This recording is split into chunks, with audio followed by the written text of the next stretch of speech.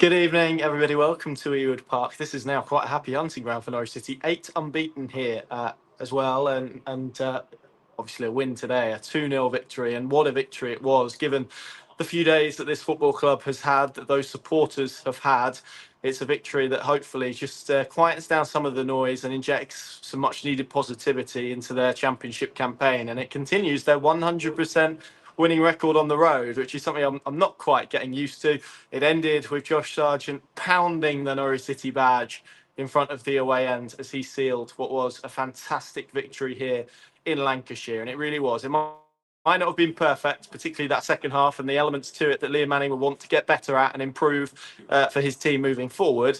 But ultimately, it was about winning this game and finishing off a dramatic, emotional, high-tension week with something for Norwich City fans, particularly those that travelled today, but elsewhere, those guys watching at home and all over the world, with something just to restore a little bit of faith. And I think today they undoubtedly did that. Lots of interesting bits to dissect from this. Most notably, I think the formation change. It's got a lot of attention. I think I've said on here that at times I think that's been over-egged to an extent. But I think there's no denying Norwich are back four today of Fisher, Medic, Darling, and Krizene look much more balanced. I'm going to highlight it because I think it's relevant. But the amount of times they caught Blackburn offside today, the proactivity, the aggression with that back line was really positive. I can only really recall one incident in the first half where Ryan Hedges got in behind Jakov Medic.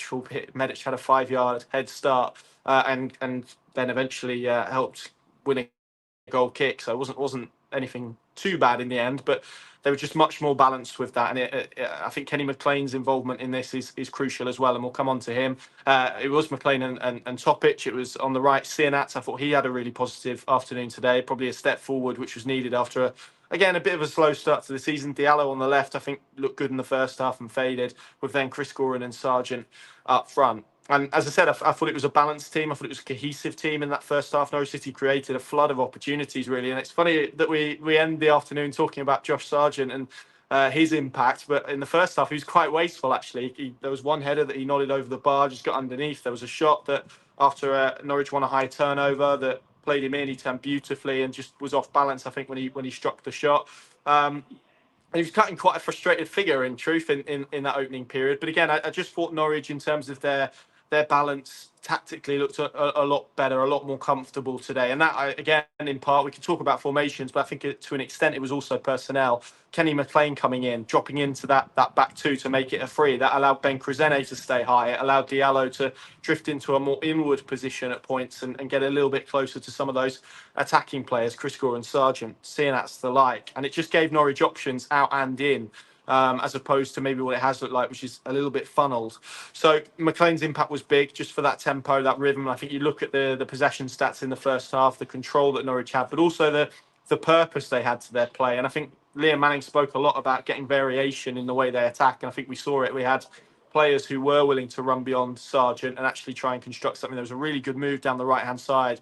Started with Medic in playing a ball inside to Topic. Fisher was involved, Sienats was involved, and it ended up with a cross that I think was cleared behind for a corner. But that was evidence, I think, of maybe what we're wanting to see a bit more from Norwich. That cohesion, those connections on the pitch that I felt would grow with time. It's only game 4 today, and the fact we've seen a lot of those in the first half was really encouraging. And to be honest, on the volume of chances that Norwich created, they edged this game 11-11 and deserved to be ahead. And that obviously happened when Josh Sargent ball again. We spoke about balls in behind, and I felt Kellen Fisher was really good at that today, actually, in terms of just pushing the ball out and curling really dangerous balls down the channels at really crucial times. And Norwich then kind of having runs into out and curved runs around the outside. Anti-Sienats again was one of those. Sargent as well. And that is where the goal comes from. It's a ball in behind that Sargent gets on the end of, and McLaughlin then just brings him down. So I think ordinarily we think of the double jeopardy rule, but ultimately that only comes into force if the player makes a valid attempt to play the ball. So actually we're in this kind of weird situation where if the Blackburn defender, McLaughlin, would have probably slid him and completely cleaned him out, he'd have got booked. Instead, he's pulled his shirt, he's made no attempt to play the ball, and that ultimately means it was a red card right decision. I think that's Norwich's first, unless anyone wants to correct me here, I'm pretty sure that's Norwich's first away penalty since certainly in a few years. I've got one that Temu Pukki missed at Sheffield United in my head in the last minute. I'm not sure they've had an away penalty since then either. So Sargent stepped up as he did, and sort of one of those stuttered run-ups that never looks that good, but of course he would then rolls it into the opposite corner to Tough and puts Norwich ahead on the cusp of half time. And in truth, that was no less than they deserved. I thought their pressing was good. I thought their sort of defending good. I think Medic looked more comfortable in a 4, is what I would say. And I thought Harry Darling was superb. There was one moment where Cargbo looked like he'd taken a touch and just got away, and Darling comes across and not just times a brilliant challenge, because you can time a challenge and the ball goes out of play, but actually then that ability to win the ball, but actually to get up, to get it on the byline and or the touch line, sorry, and then to go and play even more, which was superb. And just all round, I felt you looked at the saves that Kovacevic had to make in the first half. It was very few. He was well protected. There was, again, a couple of shots, a couple of moments that Blackburn had, but nothing in the way of clear-cut chances compared to what Norwich created in that first period. And I think on a different day, if Josh Sargent, I don't know, clearly didn't have his boots on the wrong way around, but if he finishes another one of those chances, I think Norwich probably would have been good value to have doubled their advantage in that first half. Such was probably the attacking stuff that they played. I thought their counter pressing was really good today. Probably an element that will get lost in all of this, but actually that ability to win the ball back quickly after they lost it themselves. And I thought we saw evidence at times of that press looking much better structured. And again, they drop into that 4-4-2 shape, and Chris Gordon and Sargent lead it with so much energy and purpose about it. But you look at the amount of high turnovers they won high up the pitch. I didn't actually think Mirko Topic had his best game, but he was key to supporting that. And again, that only works if you have a team willing to back it, and they did that. And again, just some signs, subtle signs that actually maybe they're beginning to look a little bit more cohesive. Clearly, again, the shape was different and aided that, but I think there were probably other aspects that were more important in doing that, Kenny McLean, etc. So that was the first half. Clearly, then in the second half, you expect Blackburn to rejig things. They did. Walton came off the bench at half time just to try and shore them up. Todd Cantwell dropped in a bit of a deeper position. Recognise it won't be maybe a positive thing to say, but I thought he was Blackburn's best player in the second half from that deeper role. Looked quite effective and efficient.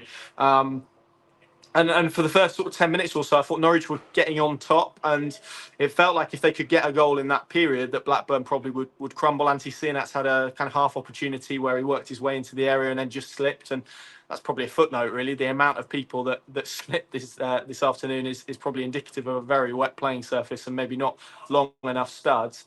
But they didn't create anything too clear cut. And then I think Blackburn had a spell and the game switched, and that was key as to why Liam Manning opted to bring off Chris Gordon and bring on Emi Marcondes, just for that streetwise edge, that ability to just add and inject a little bit of experience and know-how and management probably into the game to an extent. And then the momentum changed, I felt, for 5-10 minutes. Blackburn just got, it was nothing major, just a couple of crosses and a little bit of spell with the ball, and they began taking a bit more risk. And that meant Norwich retreated, and I think we saw it last week against Middlesbrough. Sometimes when you play with a 10, they can take more risks, they can be more difficult, as the cliche goes, because of their nature of it. And naturally, there's an overload anyway, so they're willing to push that as far as they can in search of trying to get back in the game. And I thought they did that. They had some good moments, Blackburn, lots of crossing opportunities. Of course, the big moment is the double save from Vladan Kovacevic, who the first one, ball to the back post. I was probably in the press box going, why has he not come and collected that cross? But actually, that means he's in position then and set to get down really low and make an excellent first save from Cargbo to block the ball out. Cargbo then gets on the return, cuts inside, shoots, and Kovacevic, in almost a Schmeichel fashion, makes his body as big as he physically can. It hits him and goes behind. It's a wonderful save, a really, really top double save. And I think it shows his agility and his shot-stopping capabilities. And for as much as this is going to come on to be about Josh Sargent and his capabilities and the importance of him to the Norwich City team, I don't think that Kovacevic contribution can be forgotten. That's 2 away games now, back-to-back, where he's had a really decisive moment and say, before Norwich have gone on to get their second goal. Obviously, that Regan full save, penalty save as well at Pompey. But I think there is evidence there. Look, he's slightly erratic. He's absolutely bonkers. I think there's no other way I can describe it. That his positioning. Ahashi nearly lobbed him from the halfway line. It wouldn't shock me if someone did this season. He's at points and absolutely, he gives you a heart attack when you watch him. But those moments of quality, that ability to make a save, that personality and character that he shows in those big moments, that ultimately is something that's quite impressive. And like I say, I think there'll be points this season where he loses Norwich games, but actually over the course of the season, if he ends up producing more of them double saves, then he is going to quickly prove his value, I think. And again, I know he's kind of been labelled as big bad Vlad. I think he should be big bad mad Vlad, because I think that sums him up even better. And long after the celebrations, just to my left here, where the Norwich fans were, had subsided and a lot of them were filtered away, he re-emerged and wanted to continue the celebrations, to obviously pull out that celebration that he likes to do after keeping a clean sheet. And boy, did he deserve the accolade that he got from those that were remaining in the away end, because it was a tremendous save. And again, as crucial to Norwich City winning this game as Josh Sargent. And look, the second half wasn't perfect from a Norwich perspective. They retreated, they got caught under pressure, they didn't make their overload count. I didn't think they were as brave as the ball as they were first half, where they really constructed good opportunities, even if that didn't necessarily end with really, really high quality chances. In the second half, it became more difficult. Blackburn were pushing, they were taking risk. It felt a lot more about preservation rather than going in and making an impact at the other end. But equally, when you are playing 10 men and they do commit men forward, there's always that opportunity on transition. And they sense that. Again, it has to be, I felt actually, the changes that Manning made, Gibbs and Schlupp at the time, I think you can look at that and kind of raise your eyebrows, raise your eyebrows and sort of go, what's going on here, to an extent. And actually, I thought Liam Gibbs was tremendous. The energy he injected, the ground he covered in that short cameo, again, probably something that's going to get lost in the analysis of this game. But with Pelle Matson in the building, Topic with the impact that he's made, didn't think it was his best game today. But actually, that ability to drop Liam Gibbs' energy and work rate and ability as well, there's a technical quality to it. I thought it was a really good cameo from Liam Gibbs today. And then Schlupp as well, for the criticism that he's got. And again, I think, I've said this a few times, I think you can see he's not quite up to speed yet, but that impact in the winning goal to win that flick on to Josh Sargent, who then turns. And if you get Josh Sargent running at a championship defence, they are going to retreat and retreat and retreat and retreat. And then the finish is just outrageous. To find the top corner with power, with accuracy, with purpose, sensational. And that is indicative of that man who just oozes it. And it's now 6 in 5 for him. And look, there's 48 hours to go in this window. I've said it a few times, I'm not trying to sell him. It's remarkable that he's still a Norwich City player. I think actually the events of this week have maybe shown that I think if any of us at the end of last season were offered the opportunity where Norwich City were heading post the summer window, with Josh Sargent in their ranks, who is the jewel in their crown, there's no doubt about that. Forget Nunez, forget even Borja Sainz to an extent. If Norwich City have Josh Sargent in their team heading deep into the championship season, they've got a chance in games. And he showed that today, that quality. And he missed a couple at the other end as well. I didn't think it was his best first half, but actually that ability to, if you keep giving opportunities, if you keep getting him in good areas, but also his work rate, the way he's carried himself. There's been so much noise around him this summer, linking him with Club A, B, C. Will he go? Will he stay? And the way he's carried himself, that ability not just to play and contribute match-winning moments, but the ability to lead. You can see him on the pitch, and this is where I've seen real growth in him. I think in the last 6 months, there was a moment in the first half where he was pushing people into a defensive shape and organising, and that growth that he's got from a leadership perspective has been really delightful to watch. He's now up to I think level with Wes Hoolahan with 54 in Norwich's all-time goal scorer record. If he stays beyond Monday's deadline, and look, it's looking hopeful now, I think it's going to take something outrageous to tempt Norwich into a sale at this stage. It's that ability to win games, and when he is. When he is celebrating and I think we all saw the celebration and tapping the badge and roaring in front of the away end and leading the celebrations post game. He's been the best striker in the Championship for a long period of time, and it just cements it in terms of his all-round game, what he offers, how offensive he is in his defending as well. I think that is often a point that gets missed, and just an outrageous talent. And Norwich City are incredibly fortunate to have had him, and if it continues, and hopefully it does, to have him deep into this Championship season, because the difference he makes to this team is it's earth-shattering. And as I said, if they've got Josh Sargent in their team, they've got a chance irrespective of how they play. So it caps off. Look, let's be honest, it's been a really tough week for Norwich City. A really tough 2 days. There's been lots of noise, there's been lots of criticism, there's been lots of negative energy around the club, quite frankly. So to come here and to get a result and to galvanise all of that and put it into a performance, which, as I said, first half was good. Second half, I think there was that drop off, and again, and this is where I think they kind of are. I think Norwich are starting games well. They're asserting themselves well into matches. It gets into half time. The opposition coach kind of responds to that and offers a solution.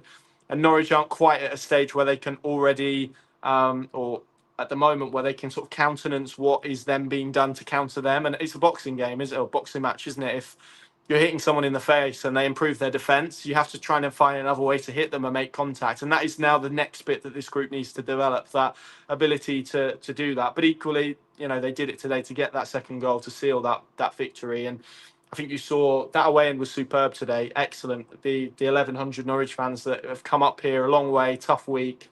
They deserve that. And it's what all of us need heading into an international break, where it felt like, let's be frank, if Norwich didn't win today, not just the mood, but probably the level of criticism would have been up here. The fact they've won, I think, has just calmed everything down and hopefully just proven and injected some positivity. And I think that was a really together performance from Norwich. And I think that was purposeful. I think that was by design. And those celebrations at the end. And it does feel, actually, it's early days, of course, but it does feel like that connection between fan base, team that Liam Manning is coaching. And again, it's not perfect. I've sort of spoken about that. There are so many elements that need to improve, particularly in those second halves of games where Norwich just sees control a little bit. But actually, they're quite likable. They're quite, it feels like there's a connection developing between those fans and that team. It's, of course, now about replicating that at Carrow Road and improving that. But this is a big win. It's wherever you win on the road in the Championship is a big one. Norwich won 4 games on the road all season last year. They've won 3, 2 in the league and 1 in the cup to start this campaign as well. And I think that by nature of the way they've played so far, it's probably, it probably sums up where they are, to be honest. They're a little bit of a better away team than they are a home team at the moment. And part of that is in part of what we saw. And I think Kenny McLean will be big heading into this season, as he always is. That's a nice place to leave it. We're going to make the journey back down to Norfolk in suitably better spirits, I think, than probably we drove up here yesterday. A fantastic win for Norwich City. Most importantly, a fantastic win for those away fans. Now, I think Darren Huckabee's got a wine cellar. Get Josh Sargent, get into Darren Huckabee's house, lock him in the wine cellar until Tuesday, and then all will be well in the world. Pinkin.com, of course, the place to go. We've got Liam Manning's reaction up. We'll have Ben Krazene's reaction up in due course as well after this win. A fantastic win for Norwich City. Josh Sargent, take a bow. See you soon.